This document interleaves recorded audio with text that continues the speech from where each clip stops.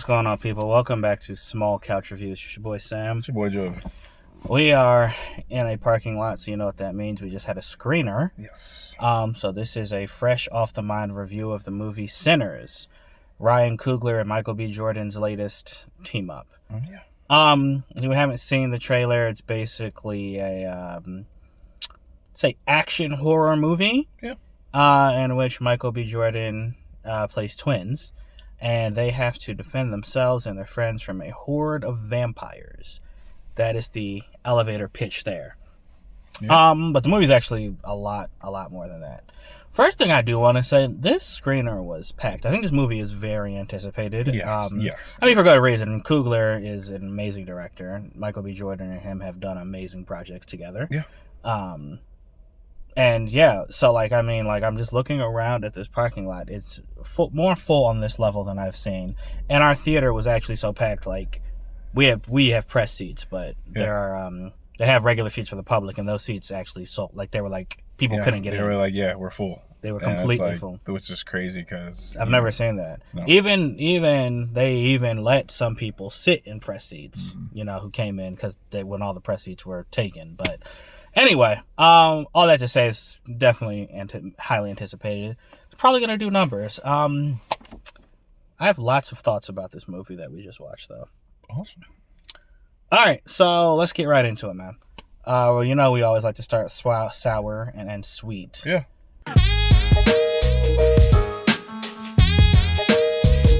I liked this movie more than I disliked it. Yeah. But there are things I disliked that I did not anticipate disliking. Okay. That's how I want to say it correctly. I guess there are more things I disliked than I thought I would. Mm-hmm. First off, this movie's too long. Yeah. Then the movie does one of those things where it has two endings, and it didn't need to do that. It has one ending where you're like, okay, this is great, you like it. It didn't need to cut the credits and then show us another ending that added another, 7 or 8 minutes onto it. Yeah, so. I was really a little confused about that, and it took away from the film to me. I agree. And that's the other thing, the final ending, I actually didn't like it. I didn't like it plot-wise. I didn't like what it did for some of the characters. No spoilers here, though. But I felt it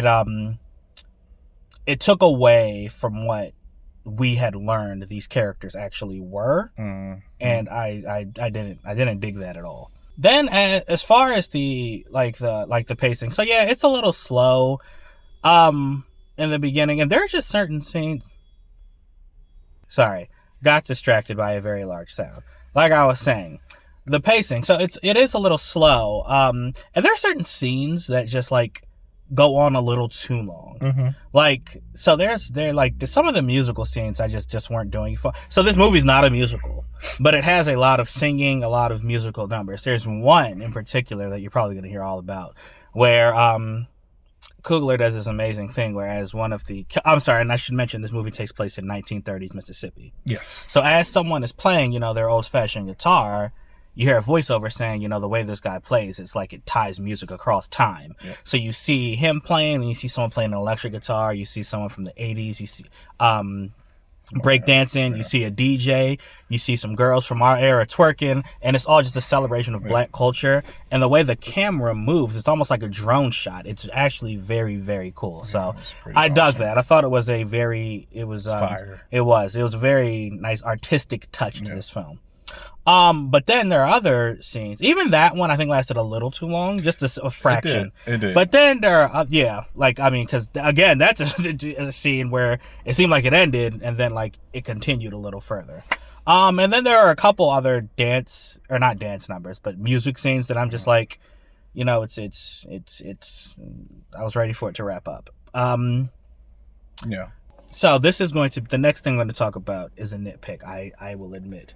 It's a thing for me. If there's a plot point that's brought up, or a plot point that serves as a catalyst, I'm going to be thinking about it even if the movie has decided that plot no longer matters. Right. So the movie, the Michael B. Jordan, he plays these brothers, and they are opening a club where the events of the night happen. In order to open the club, they stole money from from I think it was Chicago where they had come Chicago, from. Yeah, where they had come Italians and the Irish.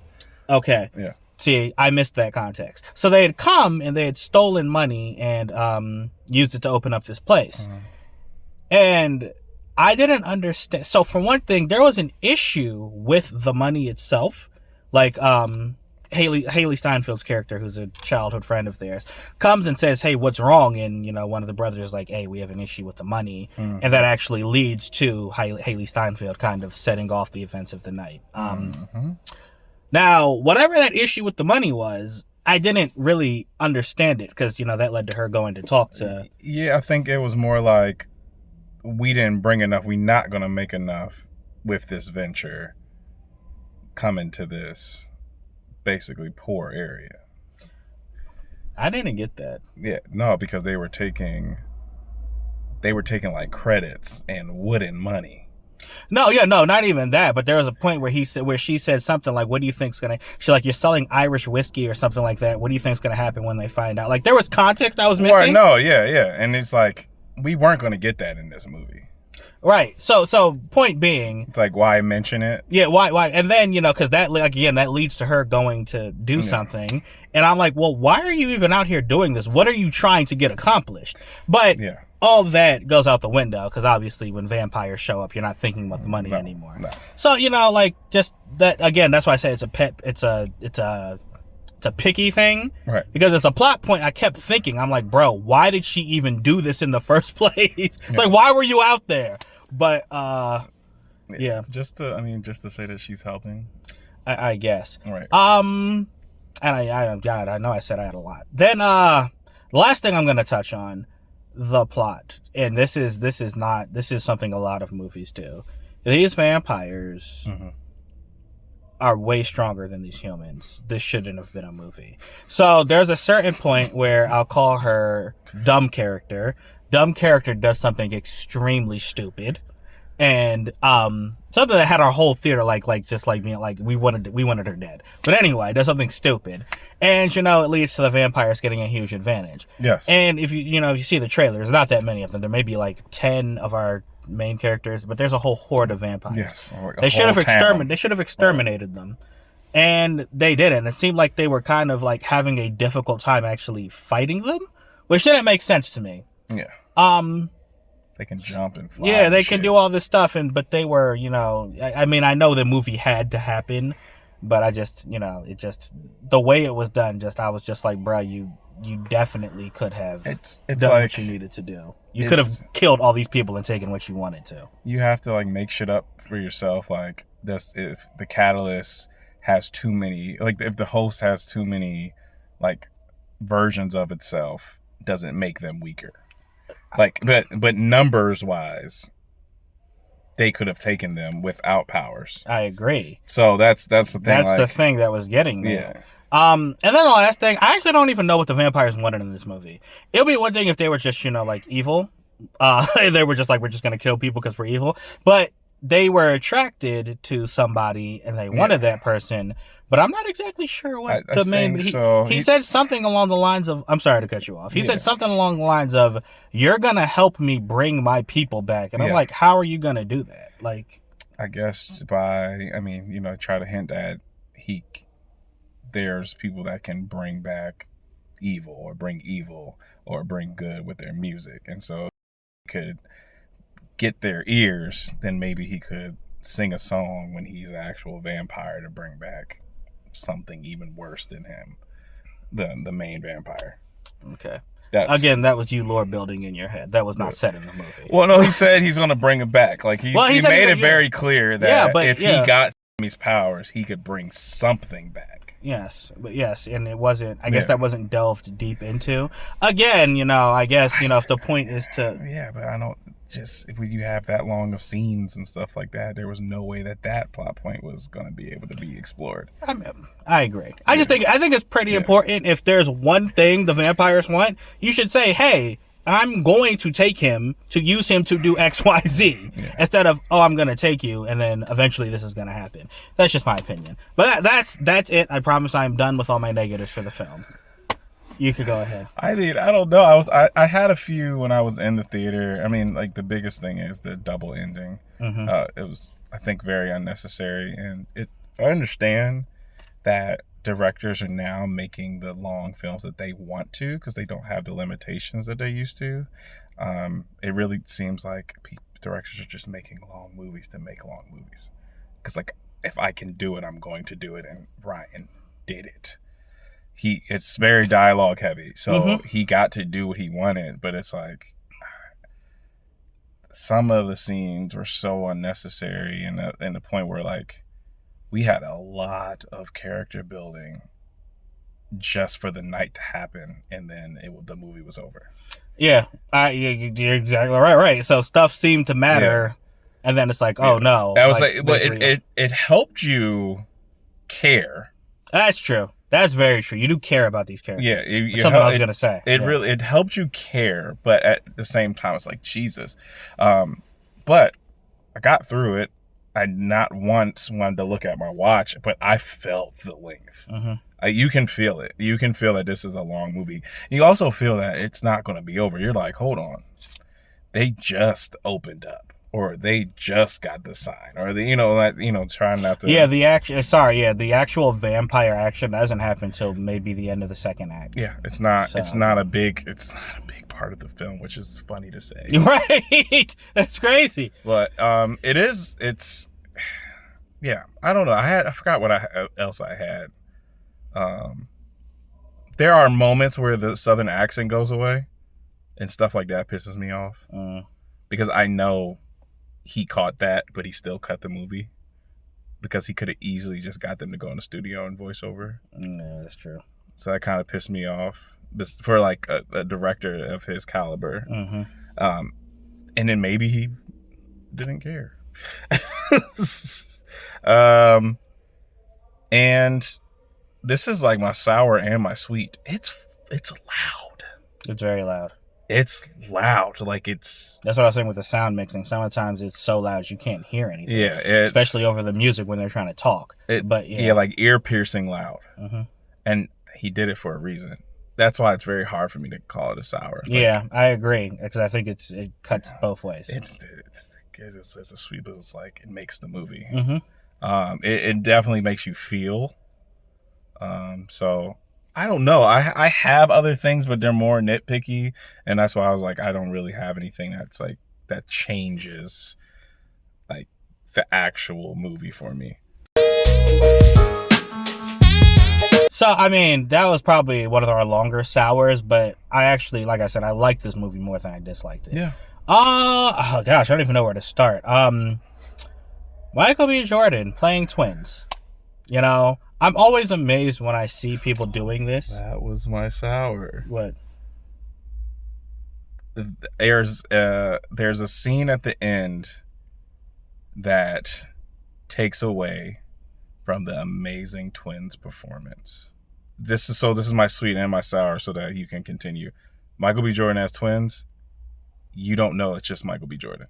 If you would watch this and you have no idea who that guy is, you would think this is two people. Yeah. But then there's a confrontation closer to the end of the movie that really takes you out of it, and it doesn't feel like twins. Yeah, that pissed me off. Okay. That took me out. That's why I was like, what was I thinking about? That's kind of a nitpick, but it took me out of the fact that he is playing like that impressive, him playing too. And you got to think about all the people, because, you know, he has to say his lines as one person, do a complete wardrobe change to do that entire thing over again. Yeah, but then it just didn't. And you couldn't tell, I'm always amazed by the way these scenes are like cut together, because they're standing right next to each other, and it looks like they're in the same room. It's so good. So good. Yes. Again, like you said, I liked all the main characters. Haley Steinfeld was great. Actually, let me look up the cast because I want to say their names. Say all of their names. Say all of their names. Nobody did a bad job of acting. Their acting was superb. That's of course. So Delroy Lindo was in there. He played Delta Slim. Delta Slim. He did a damn good job with that accent. His accent goes away a little bit in some of the scenes. Omar Benson Miller, Cornbread. He was really good. Yes, his bow-legged self. Miles Catton as Sammy was also good, the guitar player. That boy can sing and he can act. Yeah, Wunmi Mosaku as Annie. She was the one who basically was our lore expert in the movie. Yeah, she was really good. Yes. And then I mean the vampire himself, Jack O'Connell. I thought he was okay. Yeah.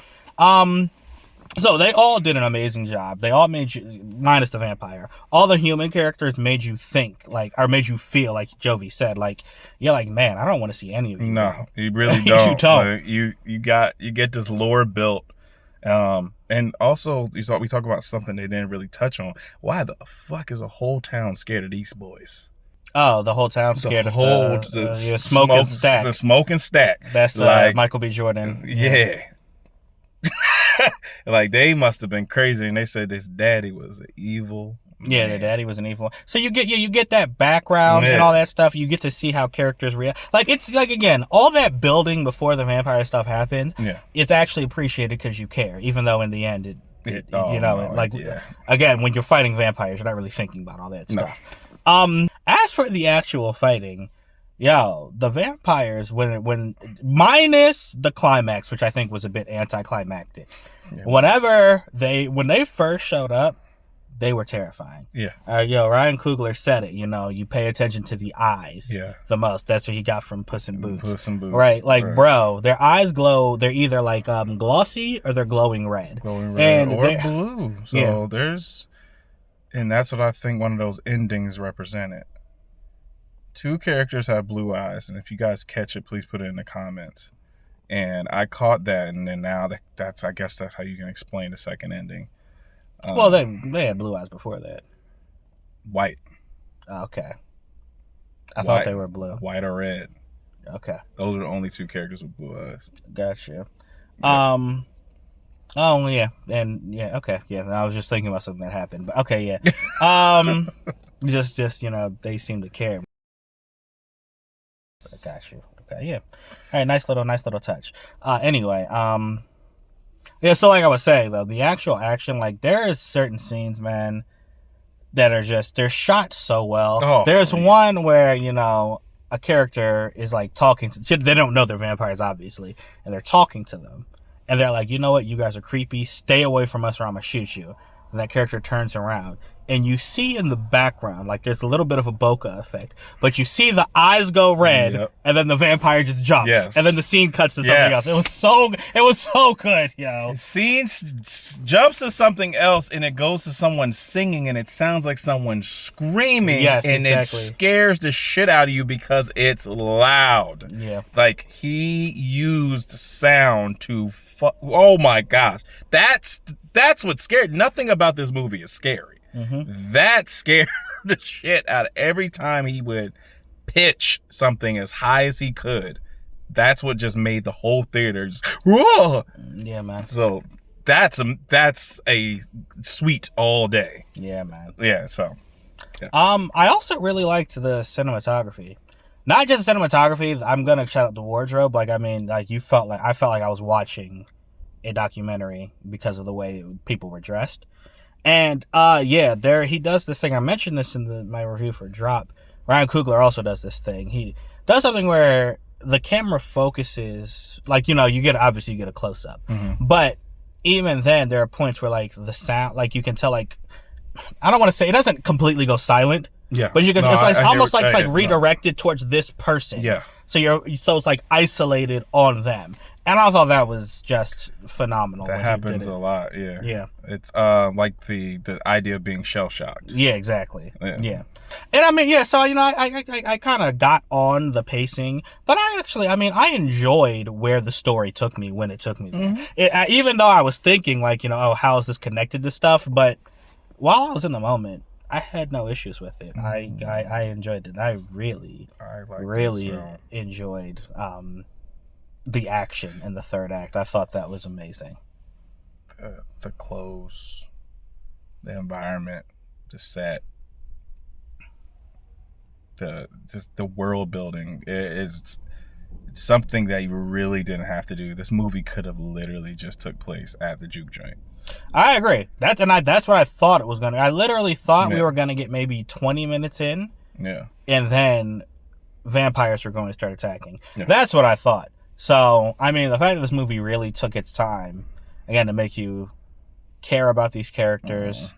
Again, I mean, and like I said, I do. So while some of the scenes did seem to take a little too long, because I think they wanted to be send a message. Yeah. Right. Yeah. Send a message as well as be the movie. I appreciated it. Oh yeah, that's all. Yeah, that's all I can think of, man. It's a really, really, really, really great film. Like, there's no ifs, ands, or buts about it. I can't. The man's talented. Michael B. Jordan really kills it. Like, no one can talk shit about this guy as an actor. He is a true performer, and playing twins is hard. And doing it, and Ryan found a way to make you completely second guess your reality.